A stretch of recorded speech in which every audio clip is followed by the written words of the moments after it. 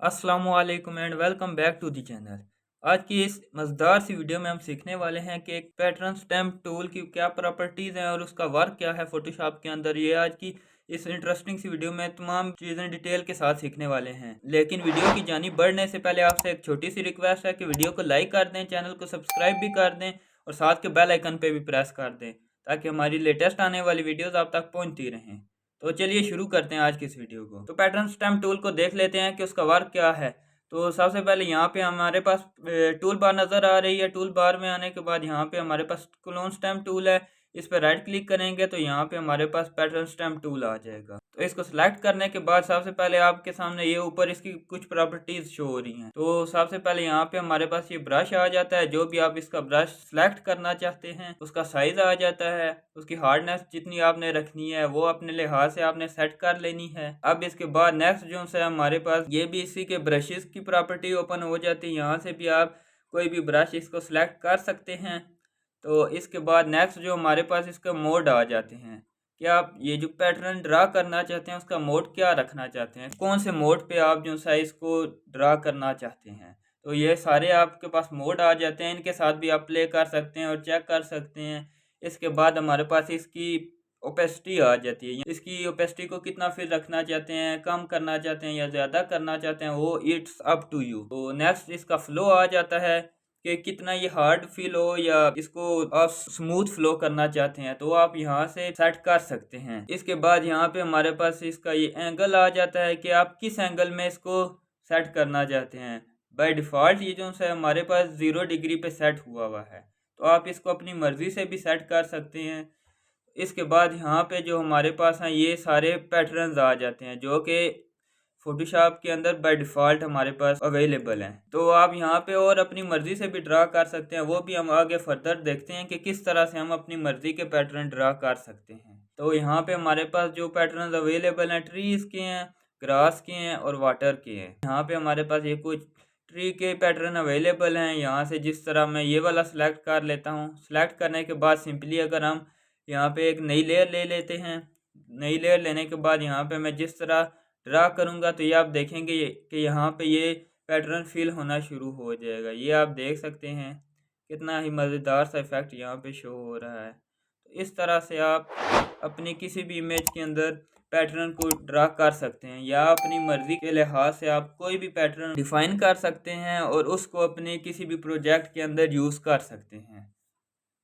इसके बाद यहाँ पे ये अलाइन का ऑप्शन आ जाता है कि आप इस लेयर के हिसाब से अलाइन रखना चाहते हैं या नहीं रखना चाहते। और इसके बाद ये इम्प्रेशनिस्ट वाला ऑप्शन आ जाता है। इसका क्या काम है कि यहाँ से हमने इसको सिलेक्ट कर लिया है तो यहाँ पे आप देखेंगे कि इसके अंदर जितने भी ये शेड आ रहे हैं, लाइट है, डार्क है, या जितने भी ये शेड्स आ रहे हैं उनको ये इस तरह से डिफाइन करता रहता है। अब ये देख सकते हैं ये सारे मिक्स होके हमारे पास नज़र आ रहे हैं। तो इसके लिए सिंपली हमने यहाँ पे आ जाना है इस वाले ऑप्शन पे।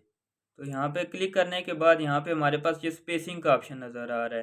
तो हमने स्पेसिंग को ज़्यादा बढ़ा देना है। जो ही हम ज़्यादा करें या आपको नीचे प्रीव्यू भी नज़र आ रहा है कि ये किस तरह से शो होंगे। तो हमने इतनी तकरीबन इसकी सेटिंग कर ली है। यहाँ पे इसको सेट कर लिया है हमने। इसके बाद यहाँ पे आप ड्रा करेंगे तो ये आप देख सकते हैं कि इसके जितने भी शेड्स हैं वो अलग-अलग हमारे पास नज़र आ रहे हैं। इस तरह से आप यहाँ से इसकी हार्डनेस को भी तेज़ कर सकते हैं। हार्डनेस को तेज़ करने के बाद अब दोबारा से हम इसको यहाँ पे ड्रा करके चेक कर लेते हैं। ये देख सकते हैं आप कि हमारे पास इसके अंदर जितने भी शेड्स आ रहे हैं वो सारे के सारे यहाँ पे हमारे पास उसके कलर्स डिफाइन कर रहे हैं, यानी कि वो कलर हमारे पास यहाँ पे शो कर रहा है। तो इस तरह अगर आप कोई भी किसी भी इमेज के या कोई भी आपके पास ऑब्जेक्ट है उसके कलर आप डिफाइन करना चाह रहे हैं तो आप इस पैटर्न स्टैम्प टूल की मदद से वो भी ईज़िली डिफ़ाइन कर सकते हैं। इसके अलावा हम यहाँ पे और भी बहुत सारे पैटर्न जो हैं बना भी सकते हैं। और अगर हमारे पास कोई पहले से बने बनाए पैटर्न्स अवेलेबल हैं तो वो भी यहाँ पे हम इंपोर्ट कर सकते हैं। तो वो किस तरह से करने हैं, यहाँ पे आपने सिंपली इस पे आ जाना है। यहाँ पे क्लिक करने के बाद ये आपको सेटिंग का ऑप्शन नज़र आ रहा है। सेटिंग के ऑप्शन पे क्लिक करने के बाद यहाँ पे आपके सामने ये इंपोर्ट पैटर्न्स का ऑप्शन नज़र आ रहा है।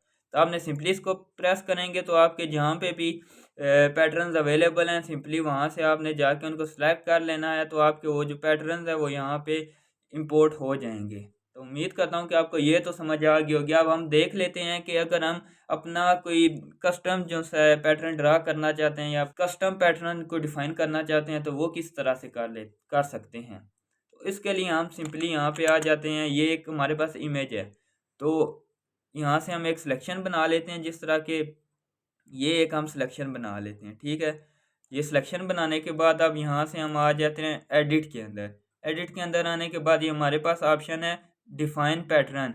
तो सिंपली हमने इस पर क्लिक कर देना है। यहाँ पे क्लिक करने के बाद आप इसका कोई भी नाम रख सकते हैं। यहाँ से जैसे ही हम इसको ओके करेंगे तो यहाँ पे हमारा ये कस्टम पैटर्न डिफाइन हो चुका है। अगर हम यहाँ पे ड्रा करना चाहते हैं तो वो किस तरह से करेंगे, यहाँ से हम एक नई लेयर ले लेते हैं।